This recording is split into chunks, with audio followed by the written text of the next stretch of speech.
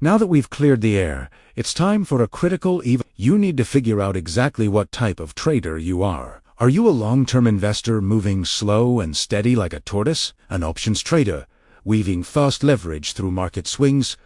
Or a thematic trader, hunting down massive macro trends? Once you pick your path, you need to equip yourself with the right tools. First up, a broker. If you're a complete beginner, start simple with something clean like Robinhood. Ready for the advanced flight deck? Step up to Thinkorswim. Or keep it old school, right inside your local bank's investment account. With a way to trade secured, you now need your eyes on the market share research tools.